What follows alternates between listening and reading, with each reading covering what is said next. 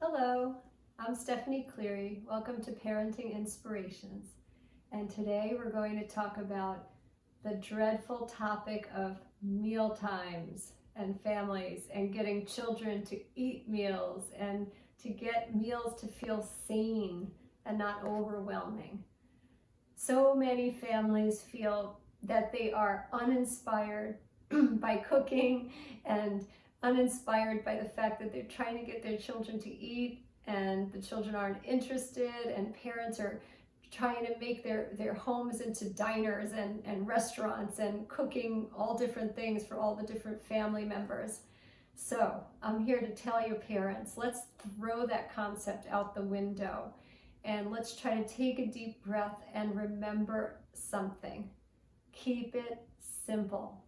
So meal times do not have to be grand. What they can be, though, is premeditated and organized. So we've talked about rhythm a lot in Parenting Inspirations. I want everybody to think about this, and I know it might sound contrived and really not something very appealing, but picture yourself getting your calendar and just writing down Monday through Friday a simple meal that your family can have. Just those 5 days. Start with one meal. You could start with dinner, since that seems to be the more difficult one for people.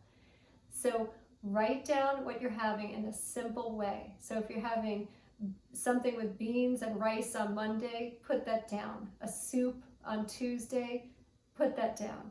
If you're having some kind of pasta on Wednesday, write that down. You don't have to get very specific, but just start with your anchors. This is going to help you so much because you're going to start to form your ideas ahead of time of what you're going to have. And it's going to help set those little tummies in your house into a rhythm of what you have. This really works. So children, very little ones, they don't know what day of the week it is, but if you're having rice and beans every Monday, it starts to set in them and their little rhythmic bodies that Monday is rice and beans day. They start to get a sense of that. When they smell what you're cooking, they'll know this is rice and beans day when they wake up and you're cooking, or if you're cooking later on in the day. Very important. You're starting to set the rhythm. And what happens is it works to help eliminate the pickiness, picky eaters, thinking that they can demand whatever you cook each day. It starts to become something that's accepted for them. Whatever meal is put out on the table is what you're eating, because of course it's Monday, it's rice and beans day. And the little one might resist at first. I actually have a funny story that I always think of with my daughter. She started out as a picky eater, and I used to ferment the beans overnight for 24 hours and really go out of my way to make this beautiful organic vegetarian meal. And she would take the bowl the next day at dinner time and just go, and push it aside and have no interest in it. And I remember my insides thinking, my goodness, I worked on this meal for so long to make it nourishing and wonderful, and she wants nothing to do with it. And I could have given up, and I could have gone and cooked something really quick for her to make her satisfied. If I did that, though, I would start to give her that impression that it's okay, first of all, to demand for something else. And it's also setting a child up to be okay with eating the same types of foods over and over. So a lot of parents fall into that rut. Children sometimes really are attracted to some foods, like say fast foods, if you've ever given them something like that. And then they want that same food over and over again. And it's not good for them. They need to eat whole, really wonderful foods. So with my daughter, what I did, instead of getting upset, at first I did, and then I let that go because it wasn't working, but I continued to give that same meal. So it was actually Wednesdays. That was my bean day on Wednesdays. And when she would get upset, I wouldn't even react. If she would just push her bowl aside, I'd say, oh, I see you're not hungry. And I would just take the bowl and move it aside, and that's okay. And I would just keep eating mine. And my son would eat his, my husband would eat his. And I would be patient. And the next week, same thing, but I'd give her a tiny portion, a small little bowl, made it very interesting. And she would have a little bit of it and then push it aside. And before you know it, the child just started to eat, because you know what? Wednesday was bean day.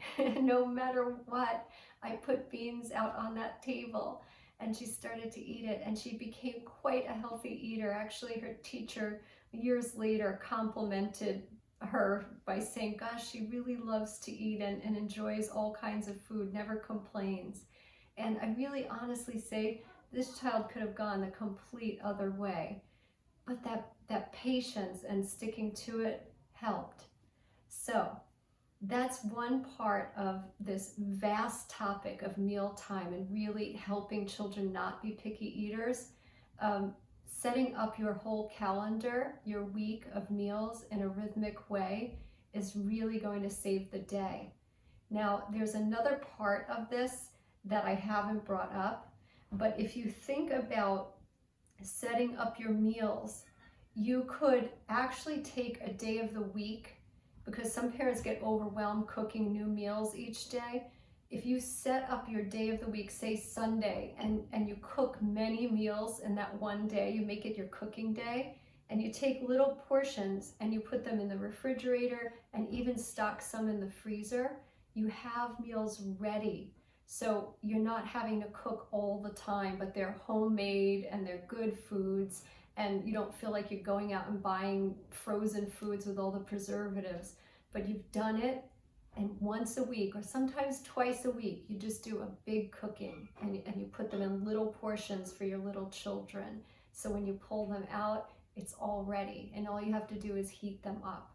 So that's one idea to help organize meals. I do have one other thing, and I don't want to spend people's money, and I don't mean to do that. But if you happen to have an Instant Pot, they are fabulous. They're like a crock pot, but you could also pressure cook and you can saute in them.